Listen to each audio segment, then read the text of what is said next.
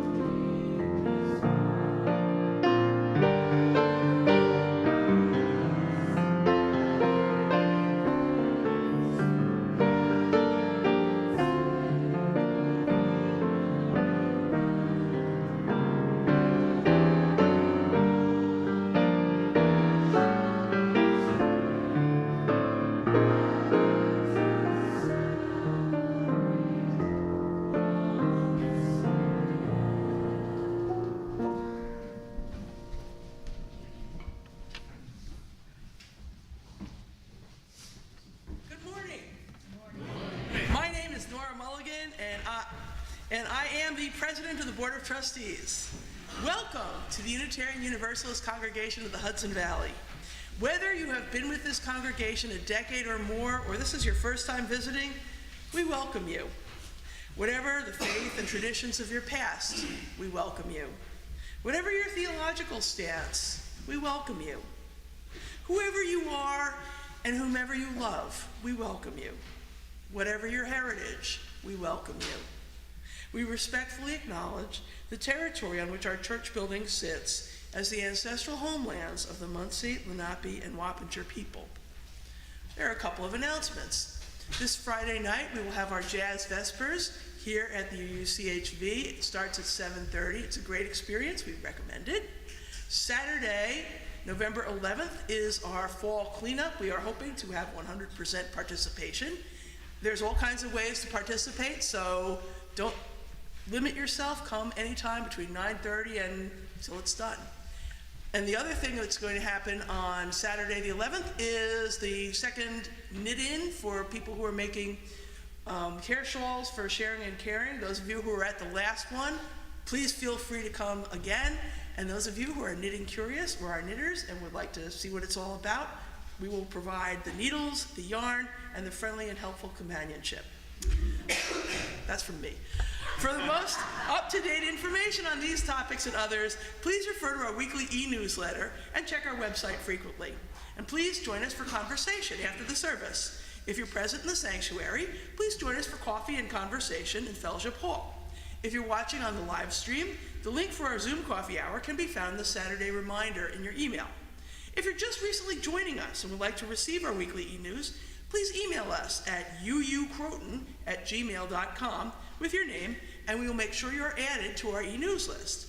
Also, please remember to silence your cell phones at this time. And once again, we welcome you to the Unitarian Universalist Congregation of the Hudson Valley. Good morning. This is a genuine fall day. If you go outside, the leaves are just amazing colors. And what I noticed as people were coming in is in this room, we have oranges and yellows and greens, and it's like fall is in this room. And in that spirit of joy and noticing and surprise, we gather at the Unitarian Universalist Congregation of the Hudson Valley. We are a community of many beliefs anchored in love. We hold hope that despite our differences, we are able to connect in partnership to do justice, to transform this world, and to be compassionate with one another. One final announcement, a gentle surprise, is at coffee hour today, we are delighted to welcome Be Yourself Bookshop, which is a local bookseller here in Croton that focuses on inclusive books for young adults, LGBT authors. Just an amazing, amazing partnership we've gotten to know over the last few months. So you get to buy a book if you so choose after service. But in our common space, with one light coming through these many windows, we find common ground. And to honor that common ground every week, we ring the bells of our sanctuary 8 times for the 8 principles of our faith, reminding us that every individual is sacred, holy, and good. So now I invite the young children in our congregation to come and join Jane Podell in our bell tower to ring that bell 8 times for our 8 principles of faith.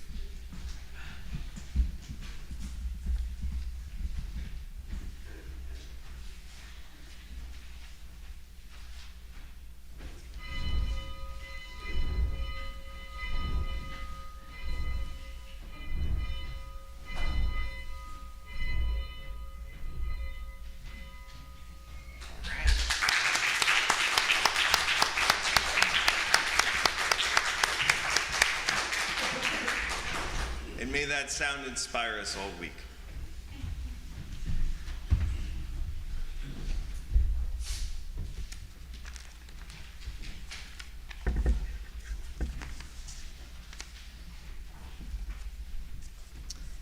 Today's chalice lighting is from Maureen Killeran. As we weather winds of change, may we have wisdom to cherish moments of stillness. As we recollect times of challenge and pain, may we remember also the graceful blessings of our lives. As we look to future unknowns, may we have the boldness to trust that there is unimagined good yet to come.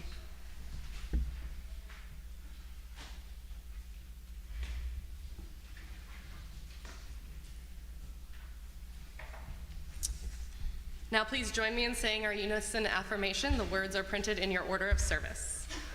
Inspired by love, our mission is to seek our true nature, connect deeply and openly, and act for justice. Now please rise and embody our spirit in singing our second hymn, number 16, "'Tis a Gift to Be Simple."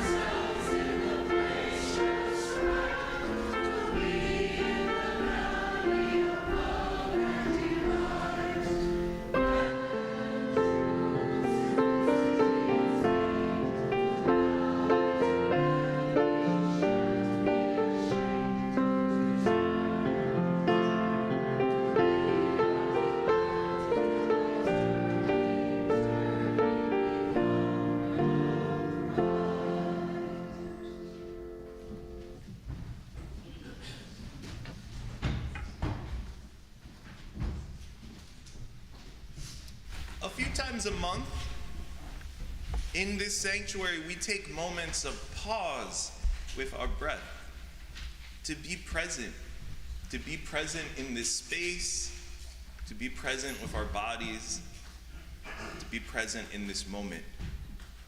We've been following these meditations from The Blossoming of a Lotus by Thich Nhat Hanh to offer us that present moment. And so we take a breath today. Breathing in, I know I am breathing in. Breathing out, I know I am breathing out. Breathing in, I am aware of the hair on my head. Breathing out, I smile to the hair on my head. Breathing in, I am aware of my eyes. Breathing out, I smile to my eyes. Breathing in, I am aware of my ears. Breathing out, I smile to my ears. Breathing in, I am aware of my teeth. Breathing out, I smile to my teeth. Breathing in, I am aware of my smile. Breathing out, I smile to my smile. Breathing in, I am aware of my shoulders. Breathing out, I smile to my shoulders. Breathing in, I am aware of my arms. Breathing out, I smile to my arms. Breathing in, I am aware of my lungs. Breathing out, I smile to my lungs. Breathing in, I am aware of my heart. Breathing out, I smile to my heart. Breathing in, I am aware of my liver. Breathing out, I smile to my liver. Breathing in, I am aware of my feet. Breathing out, I smile to my feet. Breathing in, I am aware of my toes. Breathing out, I smile to my toes.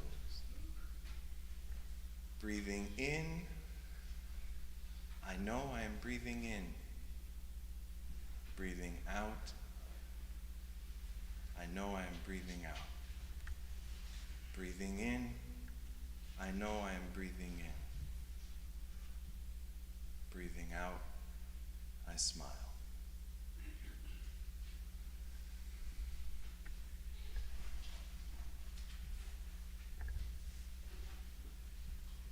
May moments of pause find us throughout the week.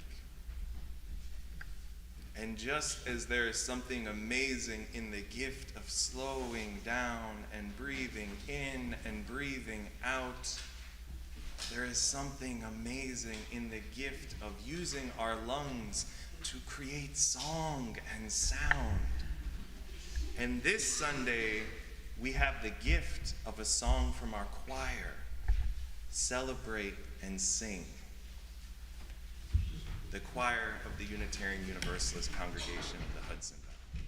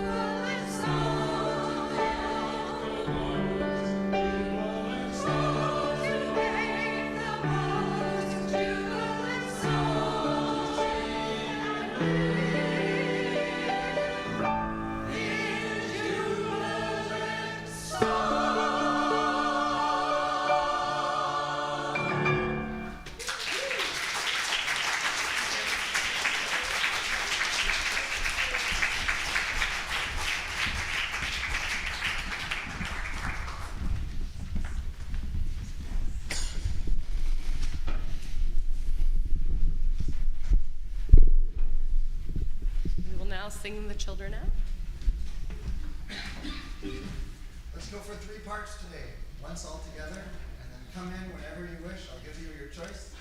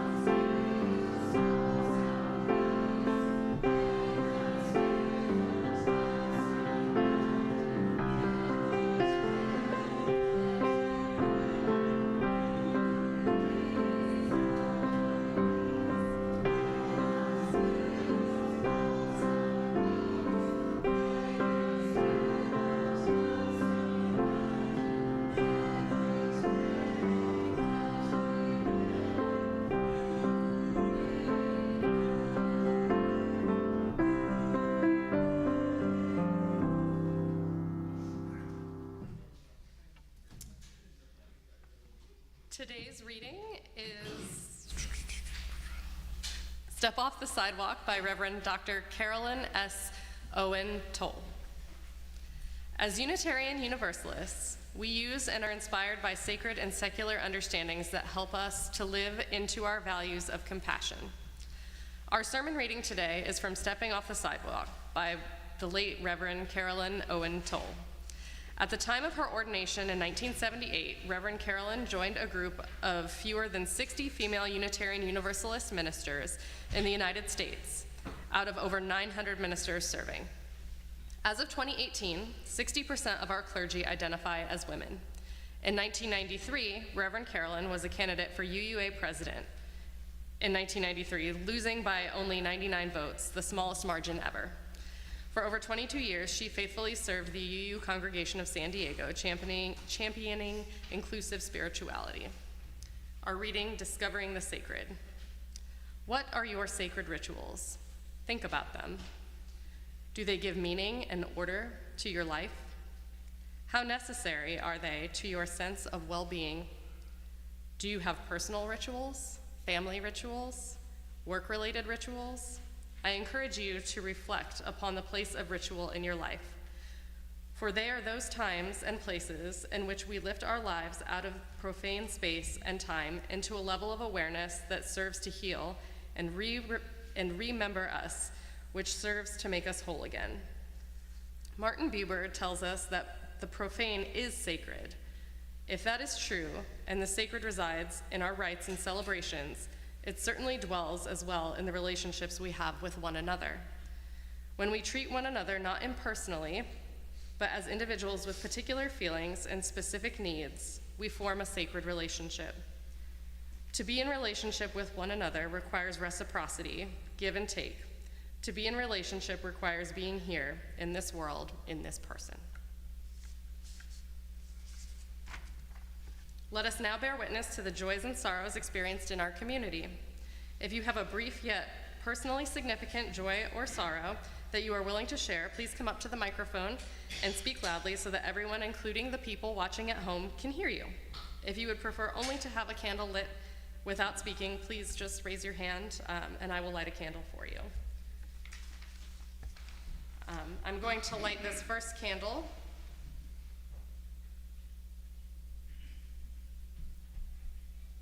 I light this first candle for all suffering and the conflicts in the world, in Gaza and Israel, in South Sudan and Ukraine, and so many other places.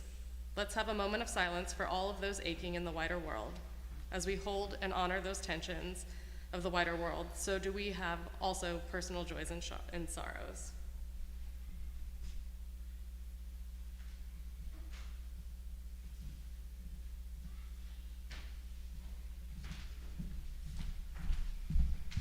Good morning. I'm Susie Dugas, and I just got back from a 4-day conference in Saratoga Springs with librarians, which was really wonderful. And I'm just very thankful I have a full-time job and that they'll pay me to go somewhere and learn about things and eat wonderful food.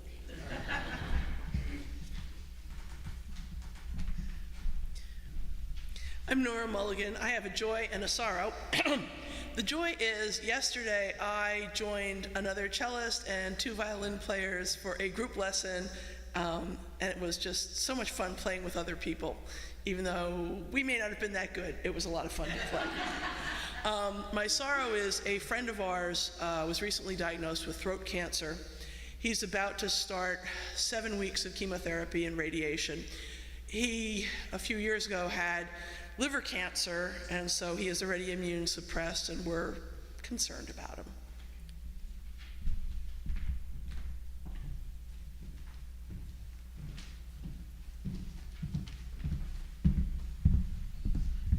Hi, I'm Leah. Well, I haven't slept much last night, so I don't know if this is a joy or a sorrow, but I can say I'm really stressed out because I'm having a 16-year-old girl come and live with me from Israel because she's traumatized, and the Army has been calling her and wants to meet with her. I was really good friends with her mother in college, and I met this girl 2 times so far, and I just feel like I need to share this. And her mother might be a Zionist. I just learned what a Zionist was last week. So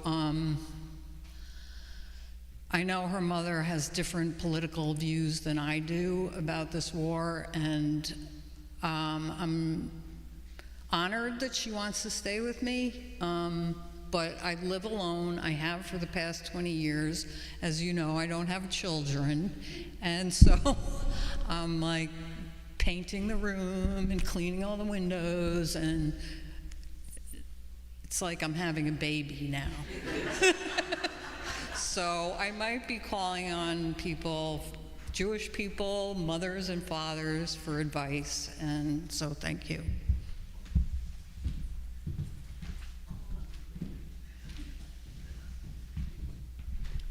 Hi, I'm Daria Gregg. Some of you know me, and some of you don't, but I have a daughter in her 50s who last spring moved to Colorado, but then she tore her rotary cuff, so she's back. She arrived on Friday because she's going to have her operation here, and they needs her mother to take care of her. But also, my heart goes out to Leah then when she was speaking, because having a teenager in the house is not easy, and having a 50-year-old in the house is not easy either.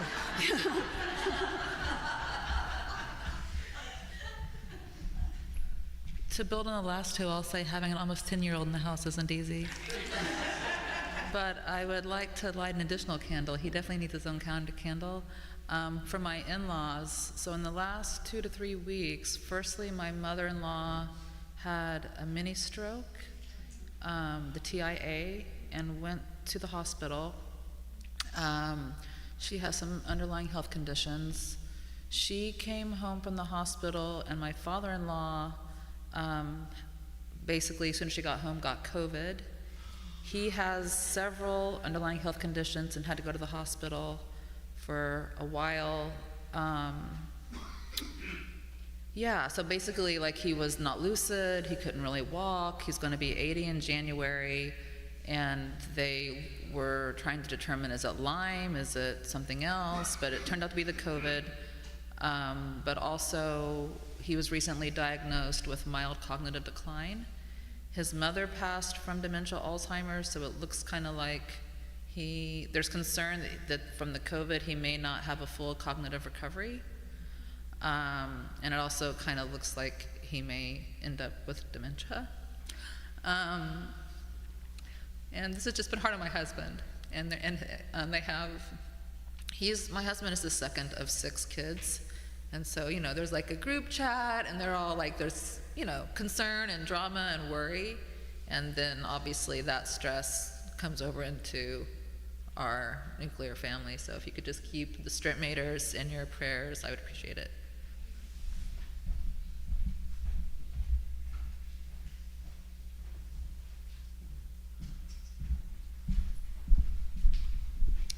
Hi, I'm Pat Krugman. Leah, I'm here for you. I have a 31-year-old, and she is thankfully living on her own and thriving. But I remember those days. I also, for the first time in my life, I met with a financial advisor, thanks to a wonderful recommendation from Linda.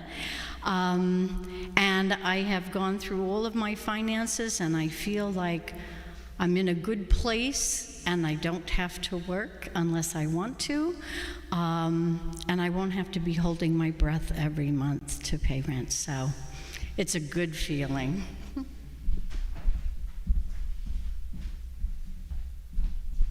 Hi, I'm Betsy Tomic. I'd like to share something about my son, Shaquan, who you may remember came to me as a foster kid. Now he's my kid. He's 22.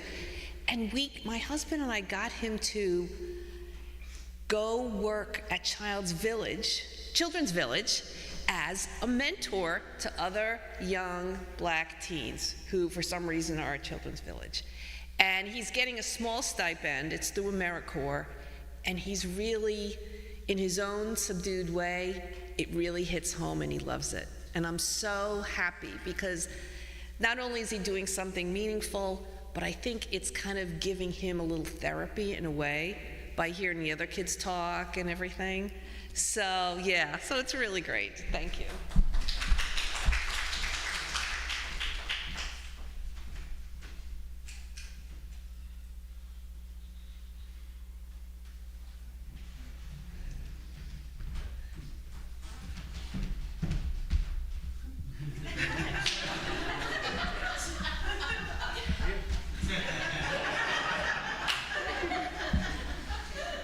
Well, what a lovely welcome. My second visit to this lovely community. Thank you so much.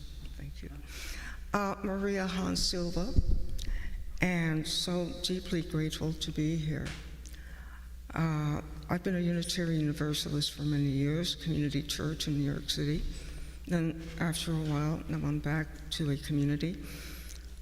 And wanting to say that for a year and a half, last May of 2022, 2 surgeries, one major for 8 hours, reconstruction of the tongue, second time for cancer found in a nodule. My medics are extremely pleased with my recovery. I am very happy, but it really took me a while to understand that while I was really having that dogged determination to really heal and to be bold, bodacious, and impervious to the side effects of all the 60 radiations that I had and the 6 chemotherapies, I was doing it on an intellectual level, and then it came to me. I fell into such a slump that I stood back, and then I realized what an awesome human being I am. And that the way I felt in that moment and still do is not ego-based, but more spiritually guided. And for that, I am grateful. That's why I have always been guided by my spirit, my ancestors, and I thank my father, Walter, and my mother, Hilda, for bringing me to the world. And today, I am here in this moment, and how apropos that the meditation serves its purpose. And all I want to say is that each and every one of us has that strength within. What we need to do is to go within and listen to that voice that guides us unerringly. Have a lovely day.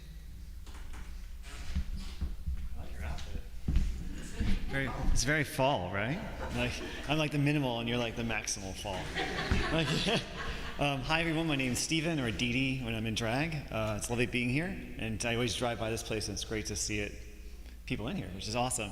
2 positives and 2 things to work on, I guess. It's been quite a week, hasn't it? So Samhain has happened. I'm a practicing druid, so I feel like that's my vibe. The 2 things that I think are working on is that my husband's father passed away on the middle of the week, which is on Samhain.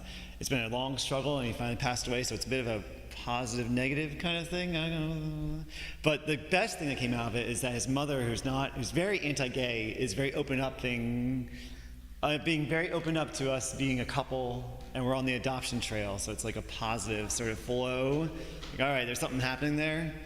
Kind of a thing to work on is I was released from my job this week, which was something I love as far as work-wise, but financial difficulties at my job, so something happened. So I'm praying that whatever I go into next will be a great iteration of whatever happens. And then, what's the other 2 positives? I already said 2 positives, right? Adoption, something else. Oh, a bunch of my friends who are UU people are having children right now. And it's kind of awesome to see them like having their either second or first children, and it's just really awesome to see my friends who are really loving and awesome, fantastic people just becoming parents, and then we're sort of going that direction. So I might be reaching out to you in the future, or any people who have a foster families to connect with. So anyway, have a great week. I'm going to light 2 more candles. One for those who hold their joys and sorrows in the silence of their hearts, and one for those still searching for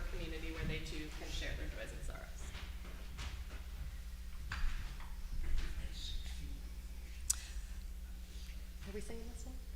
Yeah. Please rise in body or spirit and join us in singing hymn number 391, Voice Still and Small.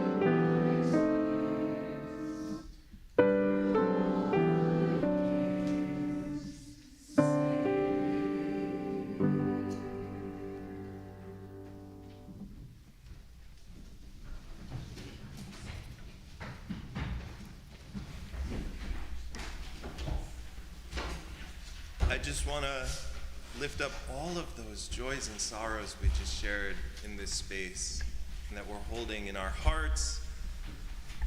And whether you're in this sanctuary or you're holding those joys and sorrows close, wherever you're watching, we're sharing this moment. Now is the time in our service for a moment of meditation, a pause of prayer. Spirit of life and love, bigger than the universe, smaller than a grain of sand, help us to use our ears to listen to one another.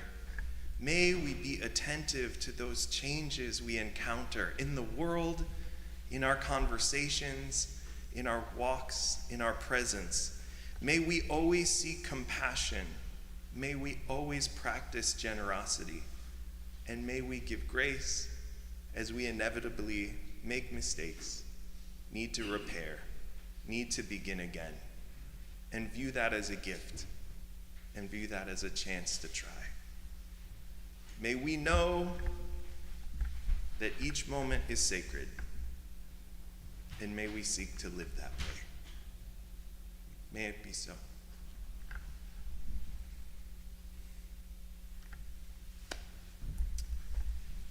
Pace and place. Pace and place. What is the pace we have in the place that we are? And how does that pace impact how we connect with one another in the multiple places that we find ourselves? As religious liberals living in the 2020s, we, you and I, are all connected to those earnest departed who came before us, who gave us stories and lessons, who ground us in this moment. Carl Grimm, keeper of so much UU wisdom, put this pamphlet on my desk from the 1980s, Meet the Unitarian Universalists.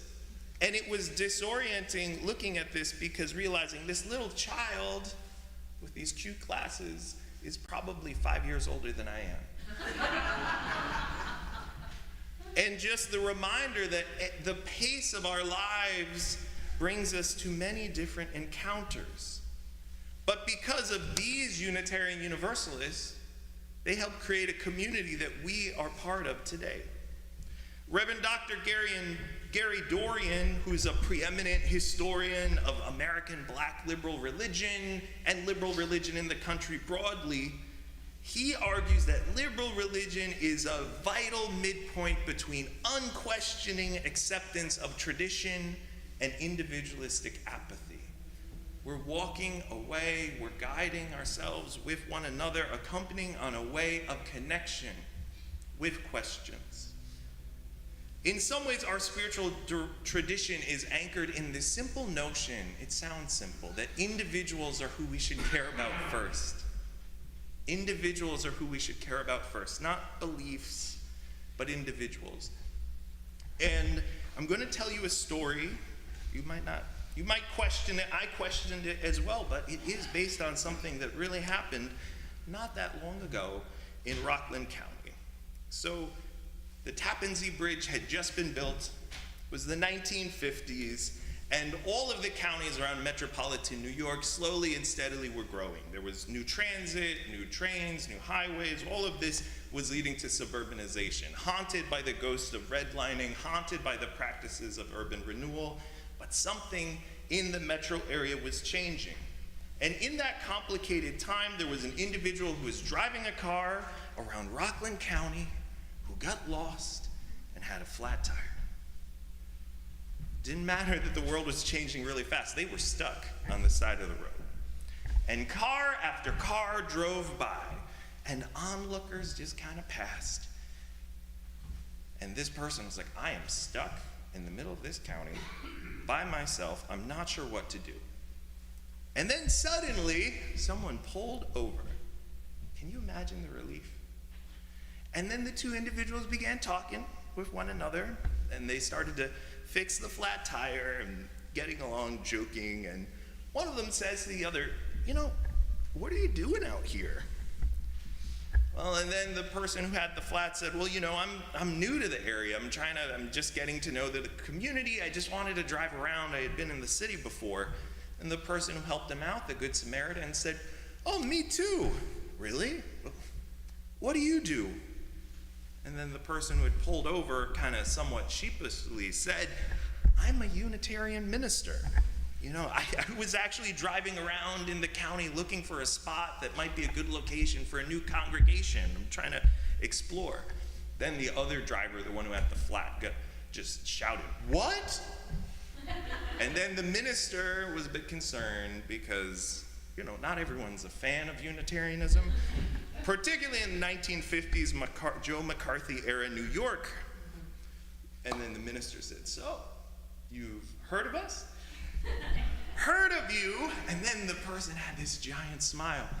I am a Unitarian. I am a Unitarian. And when I moved here, there are no congregations. Can I help you start a congregation in Rockland County? Really? And maybe with moderate embellishment, but that is the founding story of the Unitarian Universalist congregation of Rockland County in Pomona. A chance encounter shaped by the desire to help a stranger. And that chance encounter and the enthusiasm of that chance encounter and the kindness of that chance encounter led to a place for weddings and life memorials, a place for child dedication and religious education, a place for protests and peace vigils and potlucks. The families and individuals who form that Rockland congregation have in their covenant this pledge.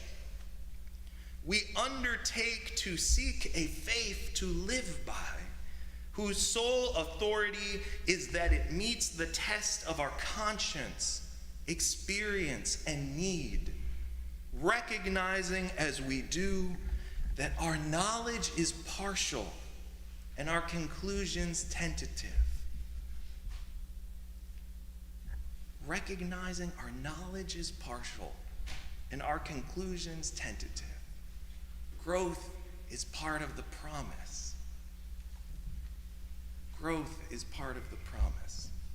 And at about the same time that there was that flat tire founding in Rockland County, our congregation here in Croton was forming at that same time of tumult. And we first met at the Croton Community Nursery School, and then later at the Bennett Conservatory of Music in the Village. One thing that just brought me so much joy finding out in our archives, our first visiting minister in the 1950s was a woman. And in the 1950s, there were even fewer ordained women to the UU clergy than in the 1970s when Reverend Carolyn began. And her name was Reverend Burgie Burglar. And she was the youth minister at All Souls in New York. She was Armenian American. Her parents had survived the genocide. And she was one of less than a dozen women in active service as ministers in the 1950s. She went on to become a beloved religious professor of religious studies at Rutgers University. The pace and the place that we create offer moments of encounter. The pace and place to which we gather, to use Reverend Dr. Anthony Pinn's words, they actually matter. And they have ripples. Reverend Adam Dyer says that for Unitarian Universalists, our theory of worship holds that we love beyond belief.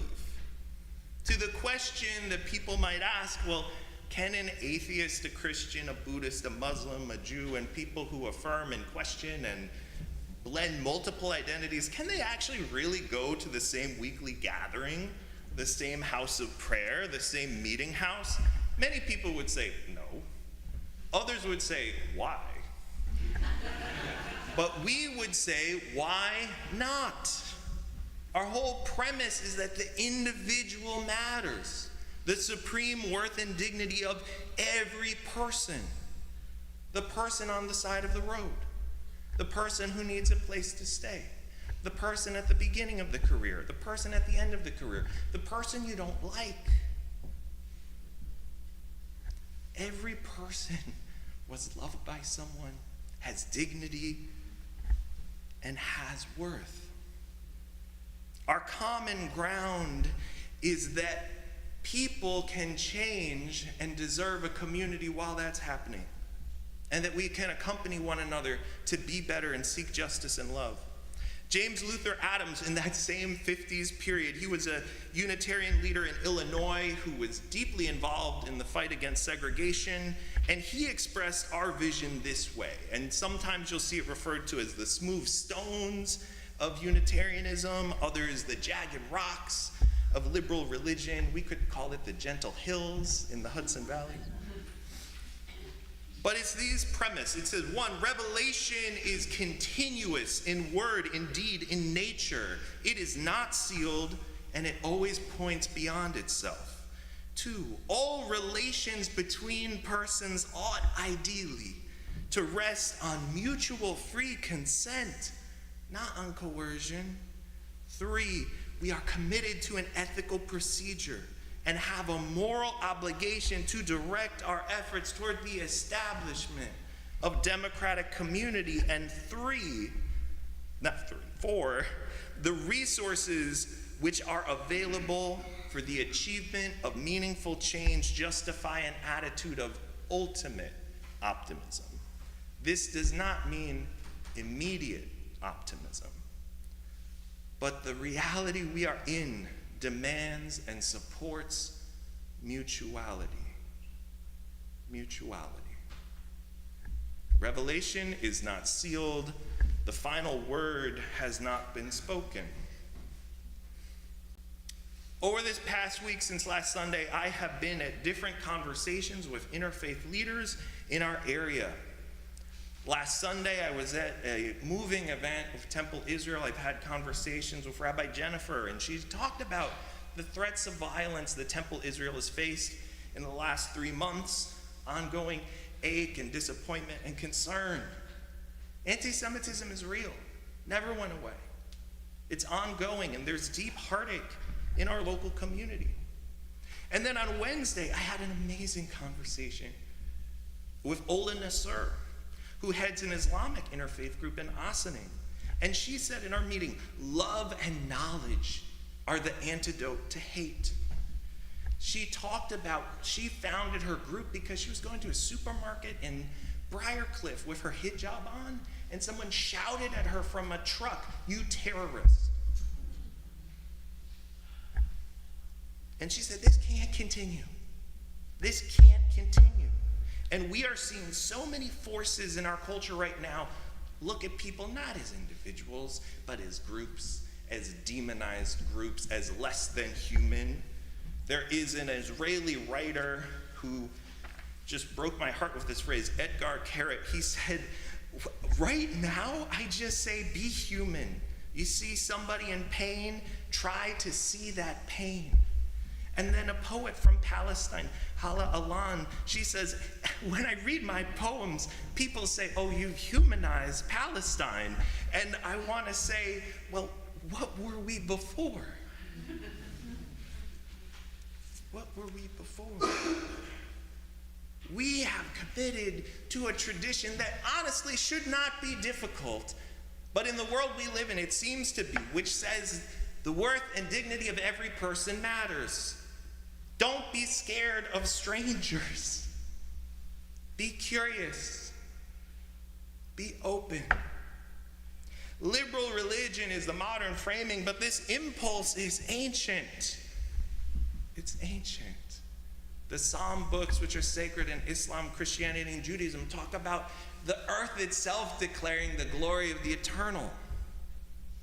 Not just one part of earth or some people on earth, but the whole cosmos itself. The German journalist and commentator Carolyn Emmerich, she writes in her essay Against Hate, we need to dismantle the false generalizations in which individuals are arrested simply as a representative of a whole group, so that individual persons and their acts are discernible. We must subvert and transform the slogans and designations that exclude and include. Lack of imagination is the antagonist to justice and emancipation. And the truth-telling, her words, the truth-telling that is needed is one that broadens the scope of imagination. End quote. As Unitarian Universalists, we are called to a spirituality of generosity, one curious about many holy books, open to learning from many poems and stories. And by necessity, that means we need to care for the people and the individuals who honor, cherish, create, write, and pass on those stories. We have to have, in the words of Valerie Carr, a heart big enough to break for everyone. And I suggest a commitment big enough to work for healing and repair for everyone. Outside our doors, in the coming weeks, on our lawn, through our wonderful RE program and arts committee, we'll have signs of peace in Korean, Ukrainian, Arabic, Spanish, English, Hebrew, and we'll have a big sign that says, care for one another. Out of many beliefs, love is at our center. Love is at our center.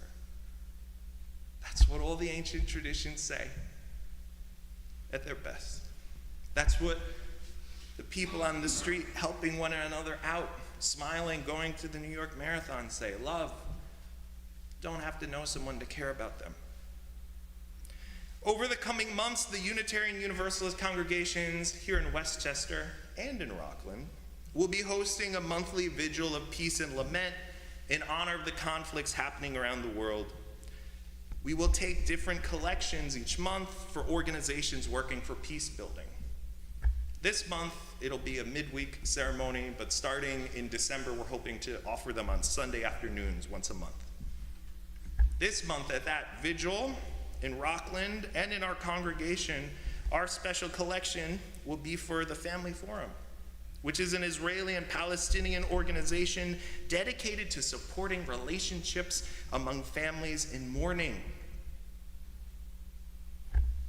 Everyone who participates in that group has lost someone in the decades-long conflict in Israel and Gaza. And they're investing in relationship across difference because they want a 2030 where people are thriving and safe.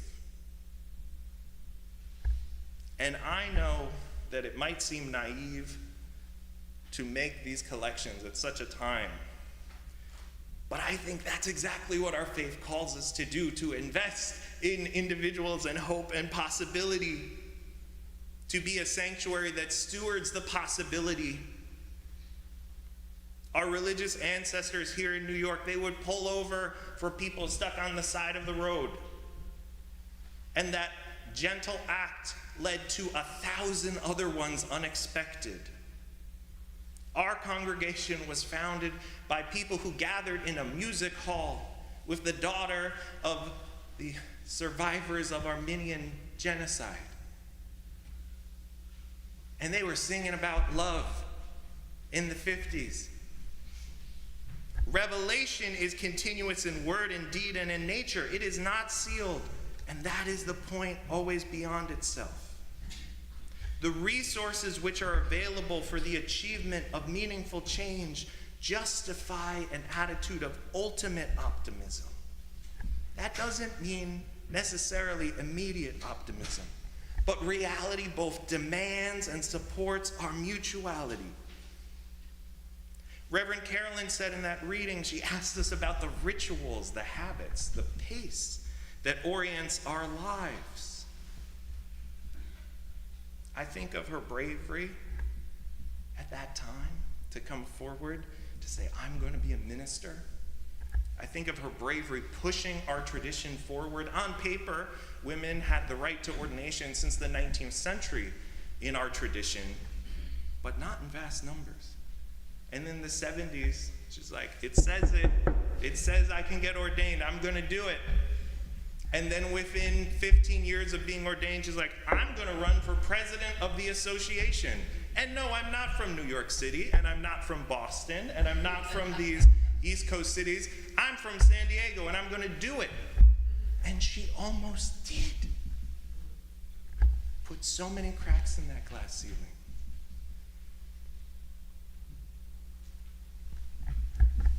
And that's part of our story. 2 generations ago, you know I love putting things on front of the window. 2 generations ago, in the 1950s, in November 1955, Reverend Duncan Howlett wrote this: when the congregation does its job during the course of morning worship, the world around you is not made up of such details as seats and people, the organ, the walls, and the roof. It's not even a composite of it all. On the way home, you might not even be able to remember a single word that was read, spoken, or sung. At least not until you've thought about it, he says. But it's not just about that. It's about going to a place and engaging with a pace. And what that pace might do is lead to your thoughts taking wing and soaring to new heights. Our hopes, our fears, and our aspirations coming into focus. High resolves of which we have not thought for some time come welling back into our consciousness. Dreams we might have dreamed before but had forgotten because we became afraid. Maybe they came back, calling you to new courage, determination, and a distinction between the possible and the impossible. The possible and the impossible. He wrote, quoting ancient scripture, the things that are not seen are temporal, but the things that are not seen are eternal. We're part of a long story. We're connected to this congregation in Boston, that roadside assistance in Rockland, Reverend Carolyn pushing boundaries, people working for peace. May this congregation offer a pace and place to seek new revelations, find high resolve, be honest, open our hearts, and work for repair and a better future. May it be so.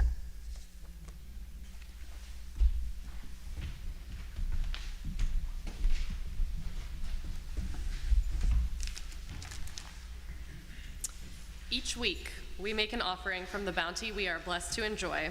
We do this in the spirit of love and generosity, aware that we have benefited from those who came before, those that in their turn gave generously. Our offering goes to support the work of love and justice undertaken by this community. Today's offering will also be shared with American Friends of the Parents Circle Families Forum, which Reverend Daniel just talked to us all about.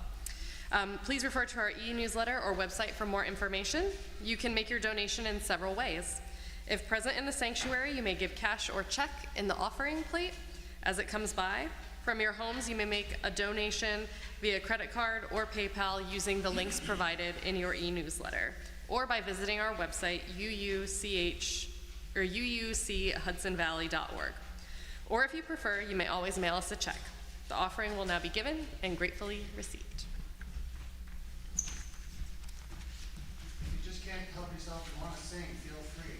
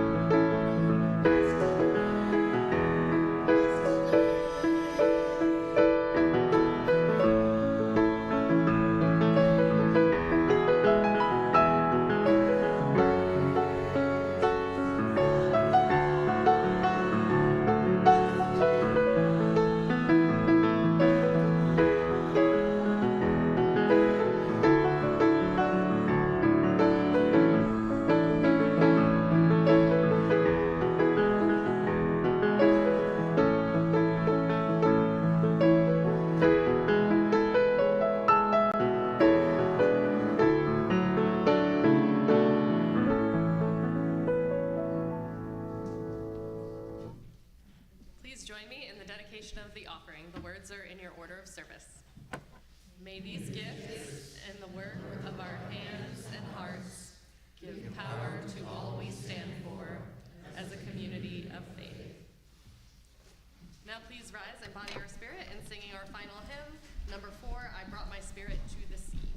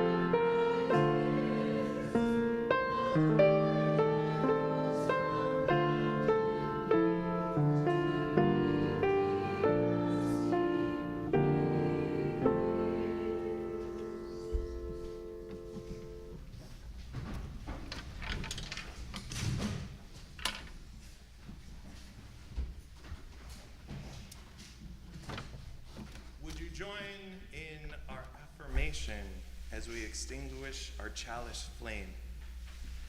We extinguish this flame, but not the light of truth, the warmth of community, or the fire of commitment. These we carry in our hearts until we are together again. As a community, as individuals, may we always seek the greater good. May we stand up and resist Islamophobia and anti-Semitism. May we be curious of the stranger. May we be kind. Reverend Dr. Howard Thurman once said, "The radical tension between good and evil, as one sees it and feels it, does not have to have the last word about the meaning of life and the nature of existence. There is a spirit in humanity and in the world which we can engage with, always working against the thing that destroys and lays waste. May we be part of the unfolding of compassion. May it be so."